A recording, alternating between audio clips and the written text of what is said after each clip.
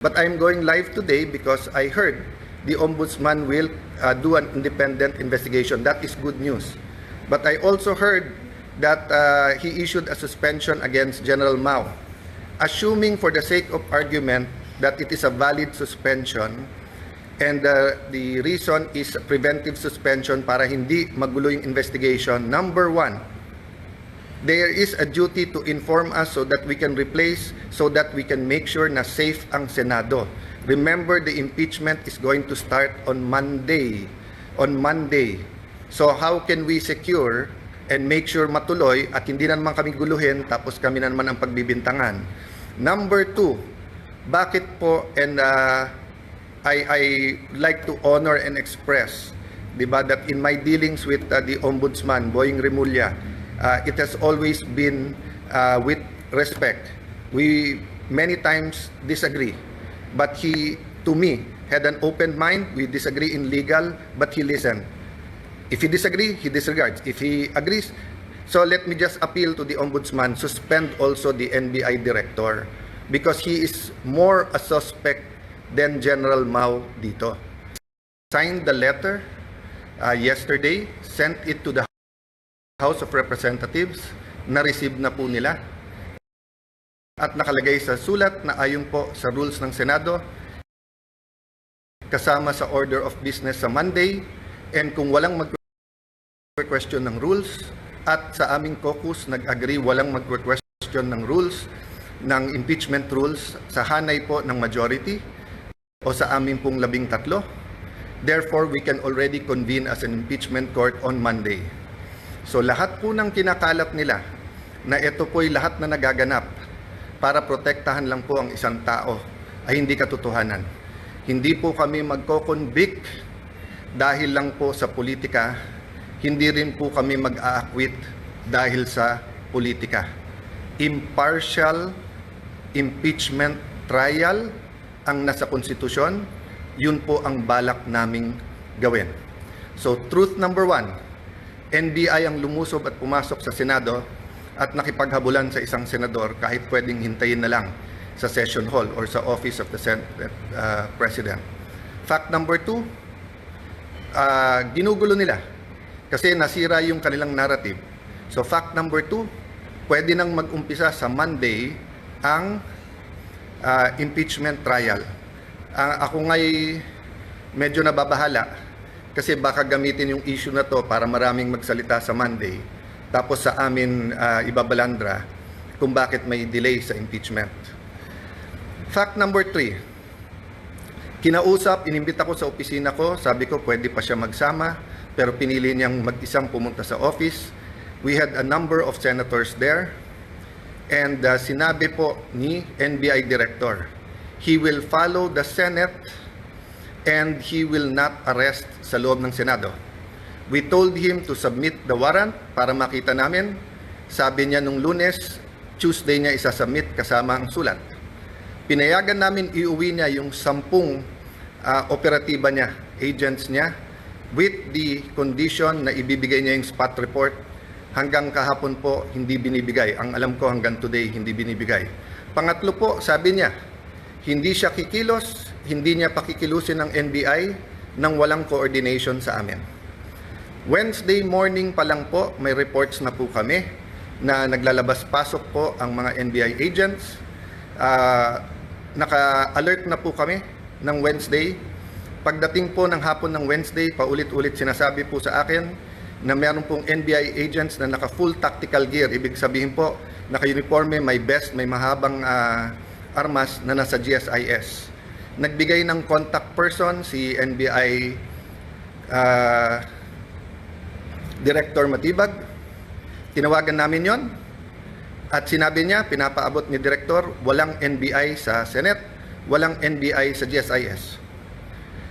Nung hapon, umakyat sa akin si General Mao at nagsabi po sa akin na may nangyayari sa mga pinto at yung GSIS ay nagsasara ng mga pinto at nagsasabing kahit senador po ang dadaan doon ay kailangan inspeksyonin.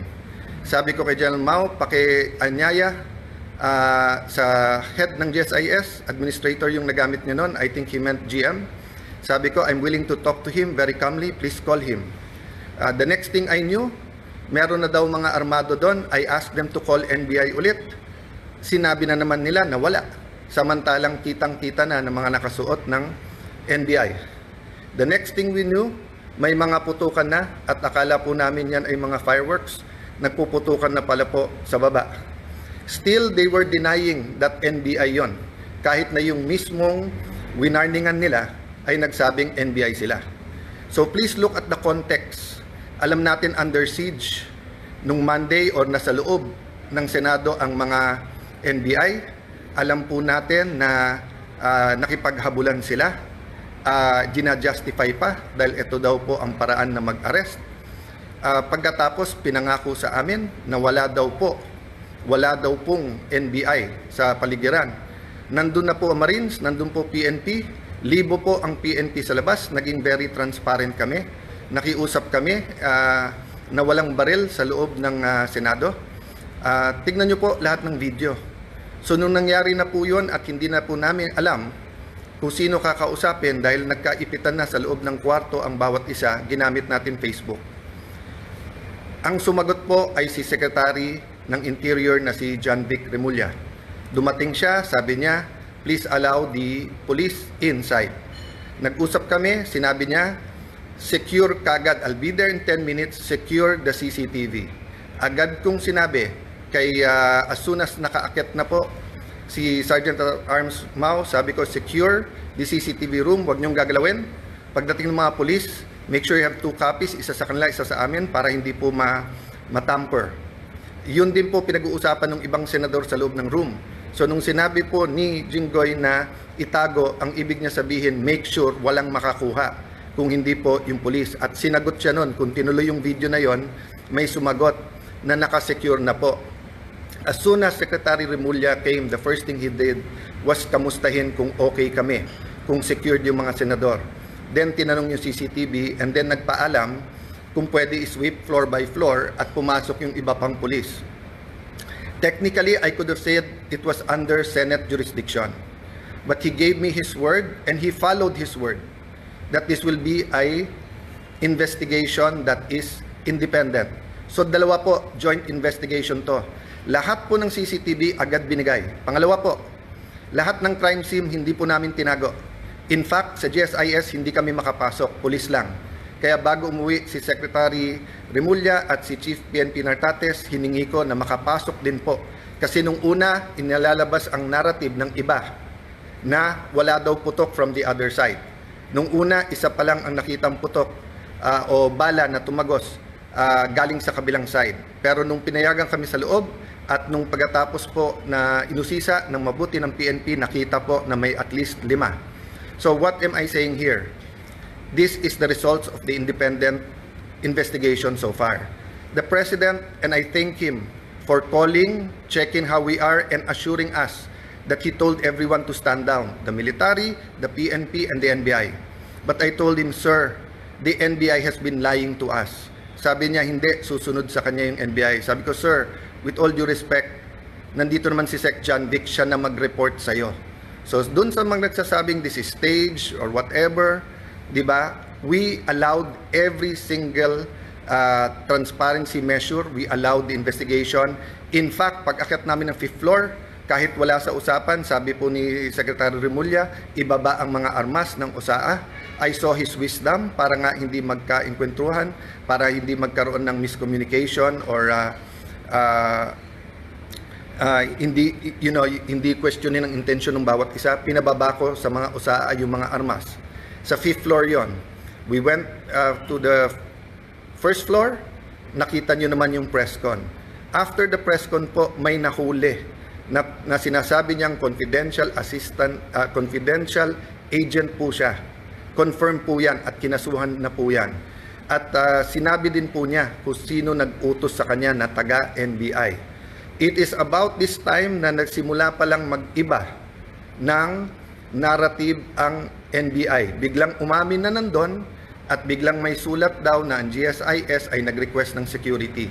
Kailanman po, wala sa history ng GSIS na NBI ang kanilang tatawagin. Parati po yung pulis. Ang NBI po ay hindi taga-secure. And even assuming for the sake of argument, may usapan na po kami ni Director Matibag na in the building, around the building, kasi pinangako niya sa akin walang checkpoint sa labas ng NBI. Samantalang nakita namin po yung video, NBI, pinabubuksan po yung mga kotse ng senador. This was on Monday. So sunod-sunod po ang kasinungalingan po ni NBI Director. I believe he's lying to the President. That is my personal belief. I believe he is giving him false narratives. Kasama po nila si Senator Trillanes nung Monday. Senator Trillanes had no personality to do that, but he is in coordination with many. Let me express my sadness po na ganito nangyari sa Senate. Usually po, nabangga lang, nauntog lang yung isang senador, nadapa. Nandyan na yung 24 to see how you are. Usually po, may threat pa lang sa Senate, pupunta na dyan lahat to see how. But makita nyo naman po, parang bula na wala po yung buong minority. Pagkatapos, wala kaming narinig hanggang mga 10, 10:30. Nung sinabi lang po, ay 9, 10, I don't know the time anymore.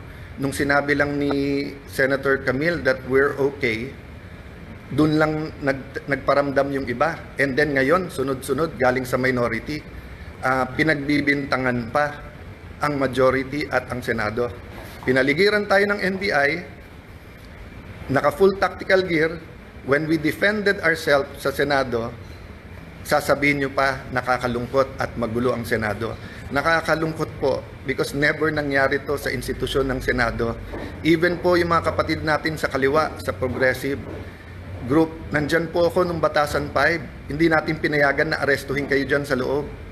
Kasama ko pa ho si Senator Lacson noon na binisita kayo. Binigay namin ang moral support.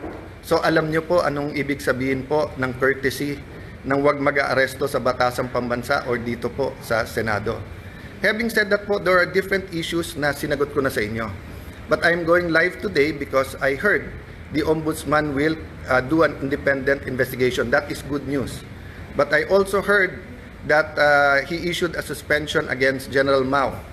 Assuming for the sake of argument that it is a valid suspension and the reason is preventive suspension para hindi magulo yung investigation, number one, there is a duty to inform us so that we can replace, so that we can make sure na safe ang Senado. Remember, the impeachment is going to start on Monday. On Monday. So how can we secure and make sure matuloy at hindi na naman kami guluhin tapos kami na naman ang pagbibintangan? Number two, bakit po, and I like to honor and express, diba, that in my dealings with the Ombudsman, Boying Remulla, it has always been with respect. We many times disagree, but he, to me, had an open mind. We disagree in legal, but he listened. If he disagree, he disregards. If he agrees, so let me just appeal to the Ombudsman, suspend also the NBI Director because he is more a suspect than General Mao dito. We do not want to set a bad example in the independent investigation and we do not want to put the Senate in harm's way. If we tell the OSAA, the Marines, the PNP who are all there, that pagka may armed men all around the Senate, we cannot defend ourselves. Sino po sa inyo mga kababayan, pag may winorningan na kayo na wag na kayong lumapit sa bahay namin, lumapit sila naka-full tactical gear at meron pong mahabang armas. Sino sa inyo hindi magve-verbal warning na umatras na kayo? At pag hindi po kayo umatras, sino sa inyo ang hindi magwa-warning shot? At ine-expect nyo kaya nga warning shot ay aalis at uuwi na sila. Pero ano po ang naging reaksyon? Bumaril po paloob ng Senado. It is the first time, ang alam ko lang po may barilan sa Batasan nung kudeta. I don't remember now if that was 87 or 89. And I don't even know if it was inside the Batasan. Pero it is the first time na Senado babarilin sa loob ng Senado. Lahat po ng Senate media were in the second floor. They have footages po. The investigation can be done independently.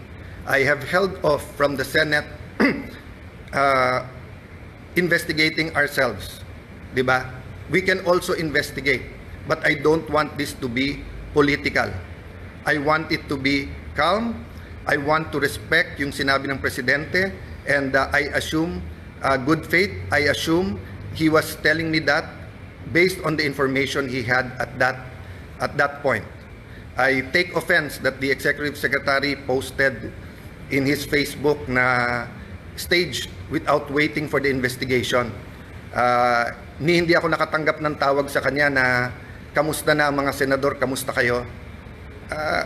I promised my family and some people I will not be emotional in this broadcast, but ito lang po ang pahatid ko po sa lahat ng executive department.